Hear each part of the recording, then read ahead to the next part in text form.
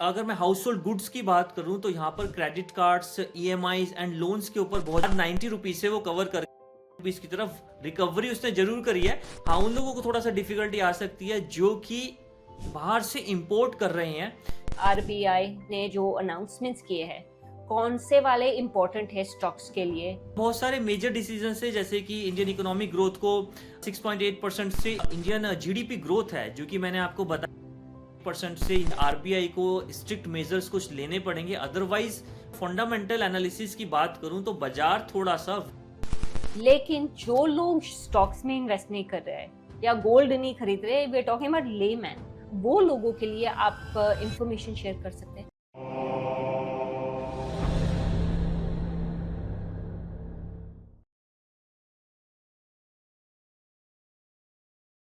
नमस्ते राजा जी, welcome to in habit. कैसे हैं आप?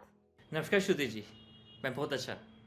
Very good sir. आज हम बात करने वाले हैं आरबीआई की जो मीटिंग हुई है उसके बारे में बात करने वाले हैं। हमने ऑलरेडी स्टॉक मार्केट जनवरी 2026 के लिए रिलीज कर चुके हैं और वी हैड डिसाइडेड कि जो भी रिजल्ट्स आएंगे हम डिस्कस करेंगे in relation to the stock market. और हमने अभी अभी गोल्ड और सिल्वर का ही रिकॉर्ड किया है 2 दिन पहले, तो वो भी ये वीकेंड निकलने वाला है।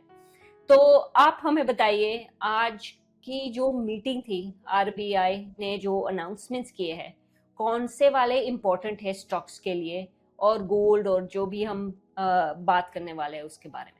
देखिए, अगर मैं आरबीआई मॉनेटरी पॉलिसी की बात करूं जो इस कैलेंडर ईयर की लास्ट मॉनेटरी पॉलिसी थी, तो मैं एक ही वर्ड कहूँगा, पॉलिसी बहुत शानदार थी। जो इंडियन इकोनॉमिक ग्रोथ है उसके लिए जो पॉलिसीज के आउटकम रिक्वायर्ड थे, एक्सपेक्टेड थे, उसी के अनुसार ये पॉलिसी आरबीआई गवर्नर द्वारा निकाली गई है, जिसके अंदर मेजर जो एक्सपेक्टेशंस थी वो थी 25 बीपीएस से रेपो रेट को जो डिक्रीज किया जाएगा और वो रेपो रेट घट कर अब 5.25% पर आ जाएगी। तो ये एक्सपेक्टेड था, जो कि इस आरबीआई पॉलिसी के अंदर देखने को भी मिला। इसके अलावा बहुत सारे मेजर डिसीजन है, जैसे कि इंडियन इकोनॉमिक ग्रोथ को 6.8% से इंक्रीज कर 7.3% तक एक्सपेक्टेड किया गया है। एंड इसके बाद जो इन्फ्लेशन है वो एक्सपेक्ट है कि अब जो 2.6% से रिड्यूस होके वो 2% तक आ जाएगा। बट हाँ, ऑब्वियसली जब ये मॉनेटरी पॉलिसी आई तो शेयर बाजार ने भी इसका बहुत ज़्यादा वेलकम किया। चाहे बात निफ्टी की कर लें, चाहे बात नॉन बैंकिंग फाइनेंस सेक्टर की कर लें, एनबीएफसी शेयर्स की कर लें, जैसे कि श्रीराम फाइनेंस, बजाज फाइनेंस, चोलामंडलम, इन सारे शेयरों में अच्छी रिकवरी देखने को मिली है।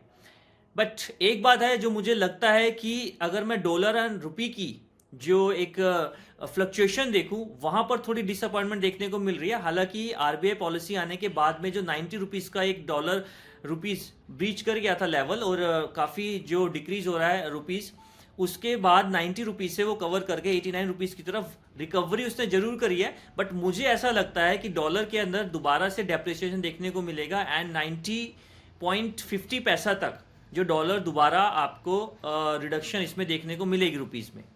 अच्छा सर, तो मुझे ये जानना है, ये सब अनाउंसमेंट्स तो हुए, some shares have recovered, some are still on recovery process. तो हम देखते हैं, जो हमने शेयर मार्केट का जो पॉडकास्ट किया था उसमें हमने बहुत डिस्कशन किया। हमने फार्मा के बारे में बात की, रियल एस्टेट के बारे में बात की थी, हमने डिफेंस सेक्टर के बारे में भी बात की थी। तो ये सब देख के और ये सब अनाउंसमेंट्स और पॉलिसीज देख के उस पे क्या डिफरेंस होगा जो हमने डिस्कस किया था? तो जनवरी में कुछ चेंज होगा उसमें? जनवरी में अभी भी बाजार स्पेकुलेटेड है। रीजन बीइंग कि अभी 10 दिसंबर को फेड की पॉलिसी आनी है, देन फिर जो 25 और 24 जनवरी around again main US and UK के डाटा आने हैं।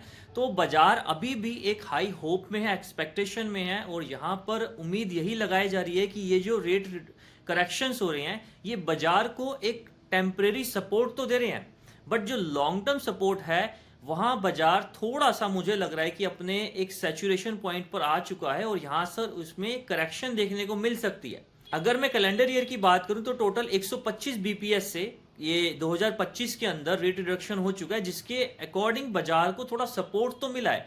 बट यहां पर अगर मैं फंडामेंटल एनालिसिस की बात करूं तो बाजार थोड़ा सा वीक नजर आता मुझे दिख रहा है, और यहां से मुझे लगता है कि इन लेवल्स पे थोड़ी सी प्रॉफिट बुकिंग देखने को मिलेगी। और जहाँ तक मैं एफ की बात करूँ, वहाँ पर भी मुझे थोड़ा सा जो डाटाज हैं उसके अंदर प्रॉफिट बुकिंग और ये एक आगे का अंदाज़ा दिखता है कि मार्केट के अंदर थोड़ा सा यहाँ से 5 to 7% की एक इमीडिएट करेक्शन देखने को मिल सकती है जनवरी के अंदर। ओके। और जहाँ पे हम गोल्ड और सिल्वर की बात कर रहे थे, 2 दिन पहले हमने वो रिकॉर्ड किया है, as I said, after this RBI release जो हम संडे को कर रहे हैं, the next podcast is definitely gold और सिल्वर। तो जब हम ये देख रहे हैं तो गोल्ड और सिल्वर की चेंजेस क्या आपको लग रहे हैं? Are we still on track as we discuss last time? देखिए, गोल्ड की अगर मैं बात करूं तो गोल्ड वैसे तो जब भी इंटरेस्ट रेट कट होते हैं तो गोल्ड के अंदर फंडामेंटली बिलीव किया जाता है कि अपवर्ड मूवमेंट देखने को मिलेगा, जो कि मैं जनवरी में पॉजिटिवली एक्सपेक्ट भी कर रहा हूं कि गोल्ड के अंदर एक फ्रेश हाइज देखने को मिलेंगे। बट अगर मैं टेक्निकल एनालिसिस की बात करूं तो वहां पर मुझे 1,31,500 का एक सपोर्ट नजर आता है, जिसके ऊपर गोल्ड का इमीडिएटली जाना मुझे एक्सपेक्ट नहीं है। और यहां से गोल्ड के अंदर आई बिलीव कि 5 to 10,000 की करेक्शन आ सकती है रिसेंटली, जो कि नेक्स्ट वीक या नेक्स्ट 10 डेज के अंदर देखने को मिल सकती है। तो अगर आप किसी को भी गोल्ड में इन्वेस्टमेंट करनी है तो it can be a good opportunity, gold के अंदर वो इन्वेस्टमेंट कर सकती हैं। ये जो शॉर्ट टर्म करेक्शन है जो ये रेट अनाउंसमेंट के बाद में 1 से 2 दिन के अंदर देखने को मिल सकती है, तो वहां पर गोल्ड के अंदर एंट्री ली जा सकती है, because I am very bullish on gold and silver. But हाँ, यहाँ पर जो 1,30,000 के प्राइजेस हैं, यहाँ से 8,000 to 10,000 की कुछ करेक्शंस गोल्ड में आ सकती है। राजा जी, अगर देखा जाए तो हमने स्टॉक के बारे में बात कर लिया, हमने गोल्ड के बारे में भी बात कर ली, लेकिन जो लोग स्टॉक्स में इन्वेस्ट नहीं कर रहे हैं या गोल्ड नहीं खरीद रहे, we are talking about layman, उसके लिए आप थोड़ा ये डाटा जो नहीं पढ़ते, कैन यू असिस्ट देम? क्योंकि देखा जाए तो ये लोग शायद मोर्गेज भी लिया होगा घर के लिए, you know, so all this plays a major part in their lives. तो life, you know, when you look at life, there's so many pieces, जैसे कि आप कुछ खरीदना चाहो या mortgage लो बैंक से, तो ये थोड़ा वो लोगों के लिए आप इंफॉर्मेशन शेयर कर सकते हैं? देखिए, अगर मैं उन लोगों की बात करूं जो इंडिया के अंदर ही अर्न कर रहे हैं एंड इंडिया के अंदर ही एक्सपेंसेस, यानी कि उनका इनकमिंग एंड आउटगोइंग दोनों इंडिया में है, इंडिया के बाहर कोई ताल्लुक नहीं है। क्योंकि एक्चुअली हुआ क्या है कि जो रुपी एंड डॉलर है, रुपीज बहुत डेप्रिशिएट हो गया। तो यहाँ पर अगर मैं एनआरआईज की बात करूं या ऐसे लोगों की बात करूं जो एक्सपोर्ट्स करते हैं बाहर या इंपोर्ट करते हैं, उनके लिए थोड़ी डिफिकल्टीज आ रही है। बट ये जो रेपो रेट, जो इंटरेस्ट रेट कट हुआ है, ऑब्वियसली इसका बेनिफिट एंड कंज्यूमर को मिलना है। और इंडिया की अगर बात करें, मेजरली रियल एस्टेट की बात कर लें, व्हीकल्स की बात कर लें, और अगर मैं हाउस होल्ड गुड्स की बात करूं तो यहाँ पर credit cards, EMIs and loans के ऊपर बहुत ज़्यादा डिपेंड रहते हैं।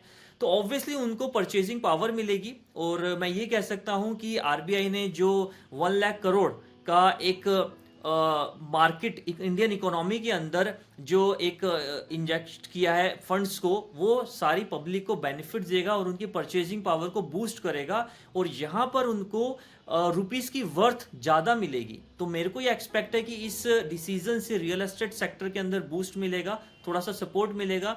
इंडिया के अंदर एक्सपेंशन जो हाउस होल्ड गुड्स के लिए है, वो एक्सपेंडिशन ज़्यादा होगा, जिसके चलते ऑब्वियसली इंडियन इकोनॉमी को ग्रोथ भी मिलेगी। हाँ, उन लोगों को थोड़ा सा डिफिकल्टी आ सकती है जो कि बाहर से इंपोर्ट कर रहे हैं, क्योंकि वहां पर रुपीज डेप्रिशिएट होने की वजह से उनको एक्सपेंसेस ज्यादा करने पड़ेंगे रादर देन अगर वो डोमेस्टिक गुड्स को ऑप्ट करते हैं।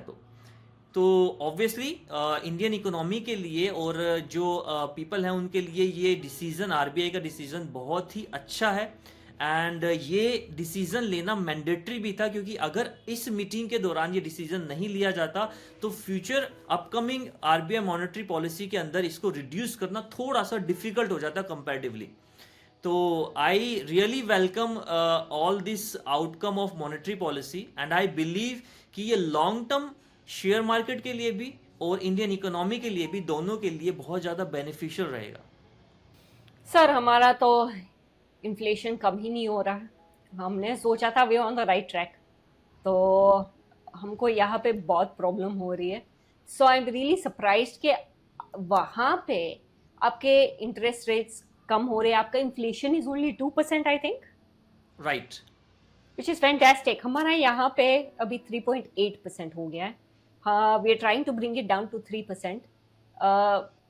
which is the standard thing that we work to between 2 and 3%. So do you Shruti ji feel? मैं थोड़ा सा आपको इंटरप्ट कर रहा हूँ. Actually inflation alone it's not a, ये बढ़ रहा है या घट रहा है इसको अकेले रीड नहीं करना चाहिए. इसको जो इंडियन जीडीपी ग्रोथ है जो कि मैंने आपको बताया 6.8% से इंक्रीज करके 7.3 कर दिया है, तो उसके साथ में अगर इन्फ्लेशन को देखा जाए तो even rising inflation is good for us. क्योंकि अगर इन्फ्लेशन बढ़ेगा तभी तो ऑब्वियसली ठीक है एक्सपेंसेस ज़्यादा होंगे, बट वो ग्रोथ वो एक्सपेंस कहीं ना कहीं जाके किसी ना किसी की इनकम तो बनेगा ही. तो एक स्टैंडर्ड इन्फ्लेशन जो 2.5% या 2% या 3% है, it's even good for a country. I suppose 2 to 3% is very good. लेकिन राइट, उससे ज्यादा तो it will impact the it will population. Create some imbalance. That's right, which is what we are struggling with. So the imbalance is huge. यहाँ पे लोग rent apartment rent करने के लिए ढूंढ रहे हैं, तो the prices are so high and there's so much competition कि लोगों को अपार्टमेंट भी नहीं मिल रहा है. So your valuation of 2 to 3%, I totally agree. Even if it went to about 3.2%, it's fine. But when you go as high as 3.8 to 4%, sir, it's just too much for us. It's too much, it's too much. जी Rajat ji, next RBI meeting कब होगी पहले तो, और दूसरी बात, what are we looking for from the next RBI meeting and how will that play in the share market if it works out as you predicting? Shruti ji मुझे ऐसा लगता है कि जैसा आपने कहा कि नेक्स्ट आरबीआई मीटिंग कब होगी, that will be around like जो दिसंबर क्वार्टर होगा उसके बाद 4 to 6 फरवरी अराउंड आरबीआई की नेक्स्ट मीटिंग होगी मॉनेटरी पॉलिसी से रिगार्डिंग. एंड अगर कोई भी पर्सन इस जो आज जो मॉनेटरी पॉलिसीज आई हैं उसके मिनट्स को रीड करना चाहता है तो अराउंड 18th और 19th, I think 19th of December को वो पब्लिश हो जाएंगे, तो उसको डिटेल एनालिसिस कर सकते हैं. और बाकी जो मुझे ऐसा लगता है कि अभी भी समवेयर 25 to 50 बीपीएस का रेट कट एक्सपेक्टेड है, just because of keeping in the mind कि जो हमारा जीडीपी ग्रोथ है एंड मेजरली जो रुपी डेप्रिशिएट हुआ है 80 रुपीज़ के बाद जो वो 90 रुपीज़ तक वो डेप्रिशिएट हुआ है, उसको थोड़ा सा कंट्रोल करने के लिए आरबीआई को स्ट्रिक्ट मेजर्स कुछ लेने पड़ेंगे. अदरवाइज वो शेयर मार्केट के लिए एक इकलौता ऐसा फैक्टर है जो शेयर मार्केट में करेक्शन का एक बहुत बड़ा मेजर रीजन हो सकता है. Raja ji, thank you so much आपकी प्रोडिक्शंस के लिए. आपने टाइम निकाला है specifically to speak about this meeting, which was very important. And let's see what happens in the next meeting. It will be very interesting. तो देखते हैं जनवरी एंड तक तो हमको पता चल जाएगा how the markets are coping and what the expectation is. So when we do our next RBI catch up, we'll do some predictions before then, but also we'll do a podcast for the next RBI meeting. That, yes. Excellent. Thank you, Raju ji. Thank you so much, Shruti ji. Thank you.